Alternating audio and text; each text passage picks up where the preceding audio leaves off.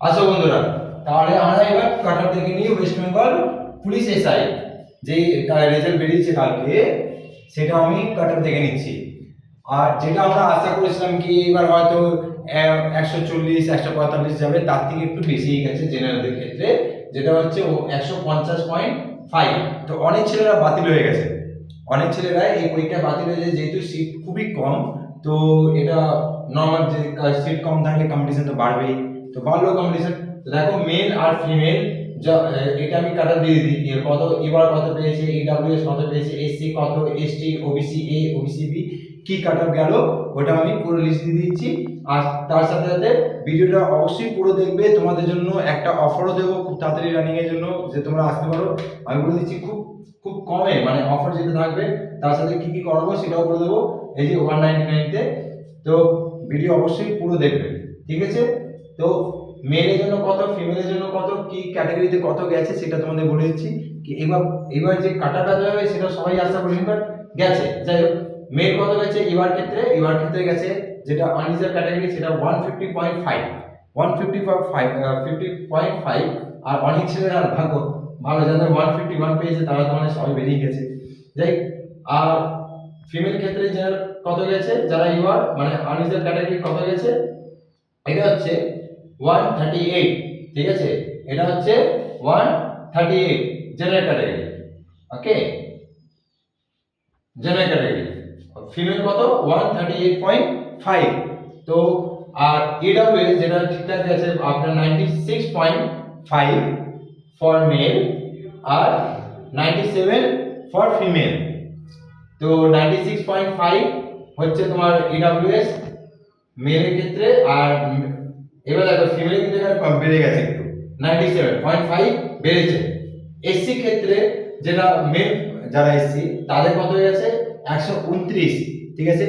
আগেবার যেটা ছিল নর্মাল আমাদের 130 135 যেটা জেনারেল কাটার ছিল, এবার দেখো এসসি ওখানে চলে এসেছে, আর জেনারেল কাটার তো অলরেডি 150 চলে গেছে। তো এসসি কত মিলে গেছে 129, আর ফিমেল কত 118, ঠিক আছে? এসটি ক্যাটাগরি, এবার এসটি যে জেনারেল গেছে তার দেখো মেল কত গেছে 110, মেল গেছে 110। এখানে যেটা ফিমেল মেল কত গেছে, সরি মেল গেছে 100 আর ফিমেল গেছে 110।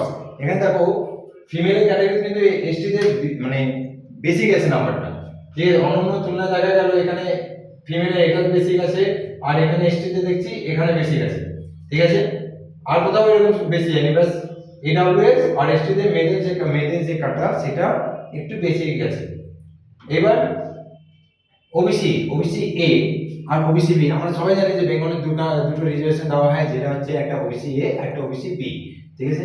তো ওবিসি এ যেটা গেছে, ওবিসি এ হচ্ছে 135.5 ফর মেল, মেলের জন্য কত 135.5। আচ্ছা, ভিডিওটা অবশ্যই পুরো দেখো, আমি লাস্টে তোমাদের বলবো কি করে রানিংটা ক্র্যাক করতে হবে, কি করে তোমার কি মেথড কি রুলস ফলো করে যে তোমাদের রানিং খুব তাড়াতাড়ি তোমার কমপ্লিট করতে পারবে, ঠিক আছে? আর ফিমেল কত গেছে 118, ওবিসি বি 134, 120। তো এটা হলো আমাদের কাট অফ। একটু কাছাকাছি দেখি তো কাট অফটা একবার আবার। তো এটা হচ্ছে আমাদের cut off West Bengal police SI. তো এইবার হচ্ছে ব্যাপারটা, এটা রানিং খুব তাড়াতাড়ি এসে গেছে, তোমরা জানো আর বেশি টাইম নেই রানিং এর জন্য। নেক্সট উইক থেকে বলতে পারলে তোমাদের রানিং শুরু, ঠিক আছে? তো রানিং খুব তাড়াতাড়ি দিয়ে দিয়েছে। আর এইবার রানিং এর জন্য তোমাদের কি করতে হবে, রানিং এর জন্য ব্যারাকপুর ফিজিক্যাল একাডেমি জয়েন করতে হবে। তো তোমাদের রানিং যেখানে তোমার 100% তুমি ক্র্যাক করতে পারবে। রানিং এর জন্য বেশি কিছু দেওয়া দরকার, তোমাকে 199 অনলি 199 রুপিস দেবে তোমরা, আর নিজস্ব তোমার রানিং পুরো কমপ্লিট করানোর দায়িত্ব আমার। তো 199 অনলি তোমাকে পে করতে হবে। এটা হচ্ছে তোমাদের লিমিটেড টাইম অফার। তো অবশ্যই তোমার তাড়াতাড়ি নিচে দেওয়া নম্বরে রেজিস্ট্রেশন করিয়ে নিও খুব তাড়াতাড়ি।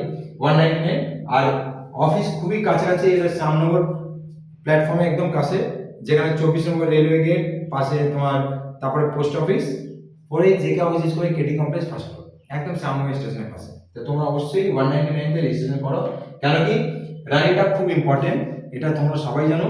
রানিং যদি না করতে পারো তো অবশ্যই তুমি আমাদের সাথে কন্ট্যাক্ট করো, আমরা তোমার রানিংটা অনেকটা ট্রিক প্লাস তোমাকে 100% সিলেকশন করিয়ে দিয়ে দেবো যাতে তোমরা সিলেক্ট হয়ে যাও। আর এটা এই ডাইরেক্ট ফিজিক্যাল সেই এখানে যেখানে হাই সিলেকশন রেশিও বানিয়েছে এবার, ঠিক আছে, এসএসসি জিডি বলো অগ্নিবীর বলো হাই সিলেকশন রেশিও, বুঝতে পারলো তো খুব। তো এখানে আসবে ভালো ভালো এক্সপার্ট টিচার থাকবে, তোমার গ্রাউন্ডেও অনেকগুলো টিচার্স আছে যারা তোমাকে ভালো গাইড করবে, ভালো বোঝাবে, ঠিক আছে, বুঝে তোমার রানিংটা কমপ্লিট করানোর চেষ্টা করবে। যেহেতু আমাদের হাতে খুবই অল্প টাইম, তো একদম টেনশন নিও না, সেই অল্প টাইমেও তোমার রানিং কমপ্লিট করা যাবে।